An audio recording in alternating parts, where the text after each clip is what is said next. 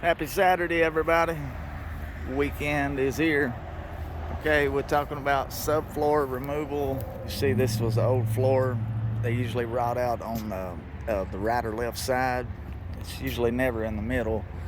Water, basically, if you don't have this slide, this is called a slide topper. It's the only slide on this RV that's not getting removed and rebuilt. Basically, water will drop down on that slide and go right down this D seal and puddle right in here. Sometimes it gets in your ceiling up there, but that topper does more than protect water and UV rays. I mean, it keeps all the branches and tree limbs from ever being slid back into your gaskets. Like if you had a bunch of tree branches and stuff up there and you didn't know it, you run your slide in, it's going to tear those rubber gaskets up. If not, it's going to deform them.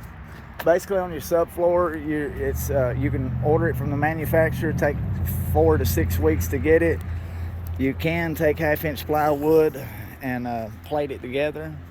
As you see, you start out with about a quarter sheet, full sheet, flip it over, and plate it the opposite way. That's almost like laying block.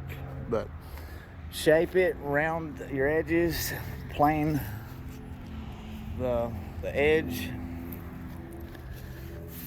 So as you see, it takes several little tools, but let's talk about what it takes to remove a slide. Where would you want to start at? You've got to start with these facer channels. Like right there. This slide is not ready to pull yet because this facer board has to come off. We can't just set this down on the ground. So we have to take it loose up there, take a razor blade, skin this back. Also, it is bolted in right here. This is where the cable pulleys and the slide system actually pulls the slide in. So the reason we haven't removed this is because there's a chance the slide could fall out. So we're going to do that right before we pull it out.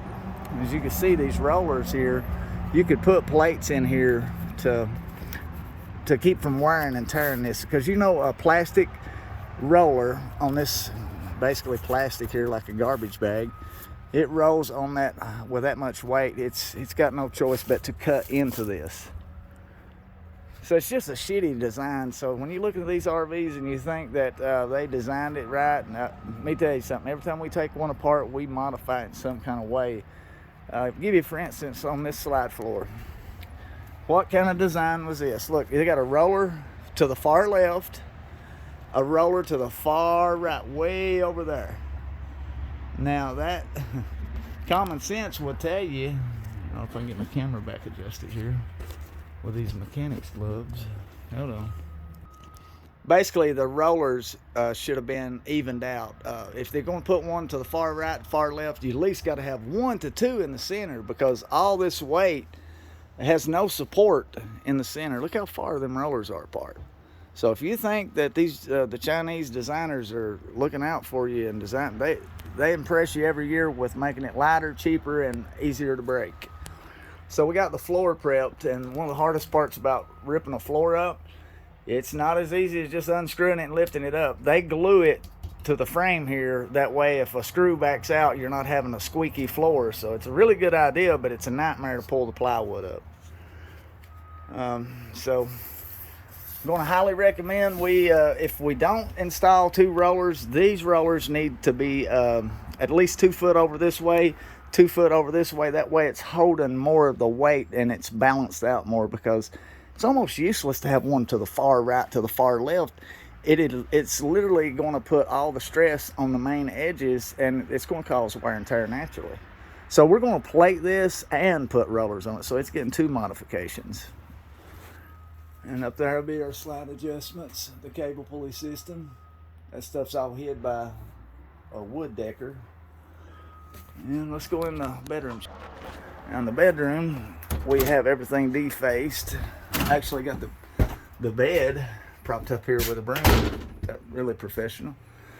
But all the pieces to put all this back is all back in here. There's probably 100 little pieces. All go back. And it all covers everything. You cannot see none of this cable pulleys. It's all basically trimmed out. But as you can see right here is where our cable's hooked to the slide.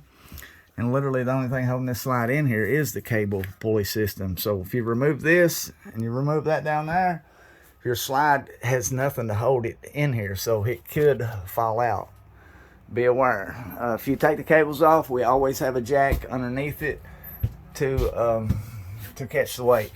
These shuttles right here, any kind of adjustment you do on these, whether you're just doing what we're doing or you're just doing a slide adjustment, if these shuttles turn sideways or don't have this rubber pad, when this other shuttle goes, when they both go past each other, if one turns sideways, it will rip this whole system apart.